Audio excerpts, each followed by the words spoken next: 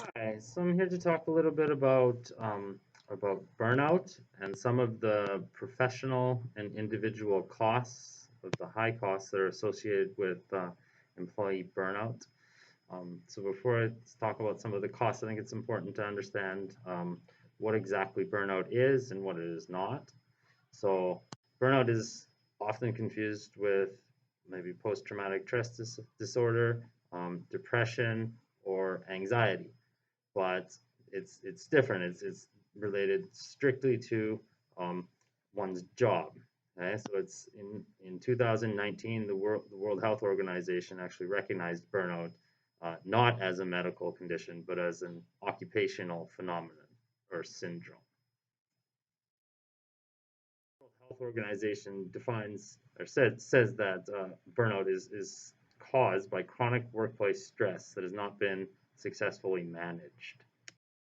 Burnout is the result of your work environment, and one or more factors like excessive workloads, unreasonable time pressures, a lack of job control, or having input into decisions in your job, uh, an inappropriate work-life balance perhaps can be caused by a lack of a social support network or good leadership in one's organization. Um, it can be attributed to unfair treatment, like being overlooked for a promotion or change of position, or even by bullying, discrimination, or even sexual harassment. The costs of burnout are very high, both for individuals and for organizations.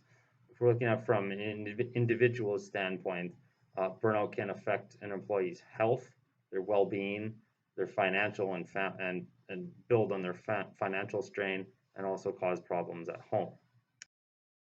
So, from an organizational standpoint, it's also been found that the costs of burnt out employees is also very significant to the organization, be it a school, a healthcare system, or just a corporation of any type. It's been found that burnt out employees are actually 60% more likely to take a sick day than the happy, healthy, performing individuals. Um, so, obviously, if you need to be replaced, then the organization is faced with hiring a substitute or moving someone else to another position, which costs a lot of money. It's also been found that individuals that are burnt out are more than 2.5 times more likely to be seeking a new job. As I've learned in some of the modules in this course, the turnover rate for teachers in their first and second years is very high, and rehiring can cost anywhere from $5,000 to $15,000 depending on your district or your hiring policies. So schools that are spending a ton of money to rehire new teachers every year are not using their funds in a way that's best for their students, and looking at avoiding teacher burnout and retaining teachers the way that organizations, schools specifically, can can reduce their costs and keep their money more focused on students and student learning. It's also been found that individuals have a much lower confidence in their performance and are less likely to discuss their performance goals with their managers or supervisors in a school. So, when a teacher has less confidence in themselves, they're probably not doing as good a job. That's going to reflect on how they teach their students, how they interact with their students, and that's going to come forth in the students' performance and their own personal learning as well, making the costs to the students very high as well. So now that we've talked about some of the high costs of employee burnout from an individual and an organizational standpoint, let's talk about some goals that individuals and organizations can work towards to help create a healthy, positive environment that um, shows employees experiencing less burnout.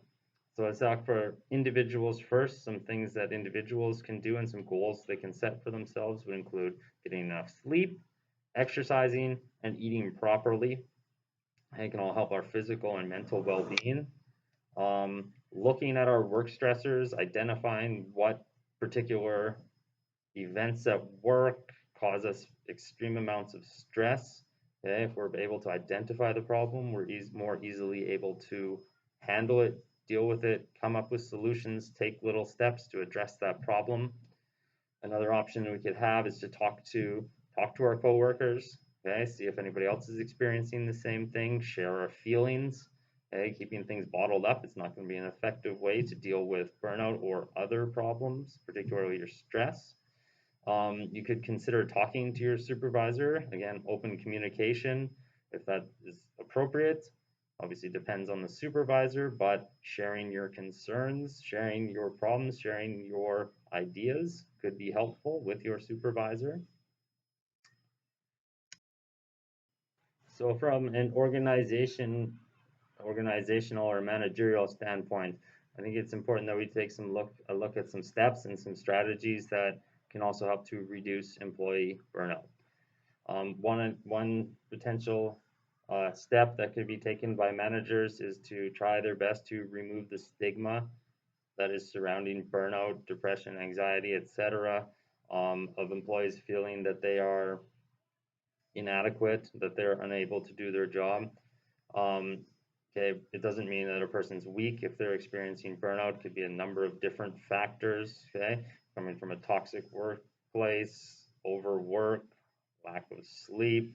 Hey, some ways managers could do that could be to encourage open dialogue amongst workers, create forums where people can discuss their work, what they're satisfied with, what they're not satisfied with, have some group conversations to look at different ways to help to solve the problem of just try to remove the stigma and that it's something wrong with the employee if they're feeling burnt out or overworked. Another thing that managers can do is they can re-examine, or if they have not yet implemented, they could create a wellness program, or they could look at it and improve their current wellness programs. Wellness programs are designed to give employees a break, give mental breaks, okay, encourage exercise, encourage healthy well-being. This research has all shown that healthy, happy workers are better, more productive workers. So that is something that managers can certainly take a look at. Some other specific things that all employees should be encouraged to do are take adequate rest breaks, take appropriate vacations, and provide paid sick leave and reasonable work hours where workers can finish all of their work, not take it home with them. Supervisors and managers should be well aware of and trained that an employee's workload and work-family balance are important. Okay? Workers should not be taking their work home with them. They should be finishing their work and balancing their home life with their work life. We should be providing input into important decisions that affect the workload of a worker or other aspects of his or her job. We can empower employees by giving them voice and giving them choice about how to meet the organizational needs. There is understanding that communication is key. Right? Discuss problems.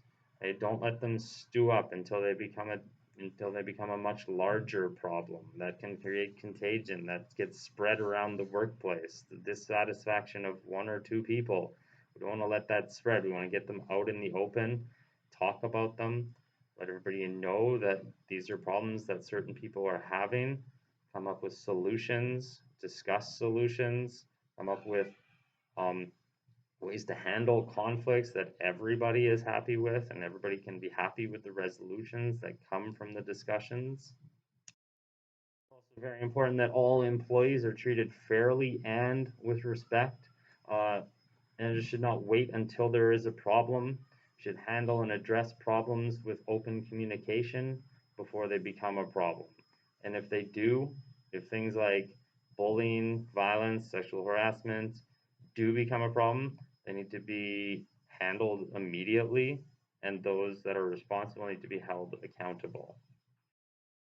I hope you enjoyed our discussion today about professional and organizational costs of burnout, and hopefully maybe came out of it with a few ideas about how we can, from an individual and an organizational standpoint, avoid burnout.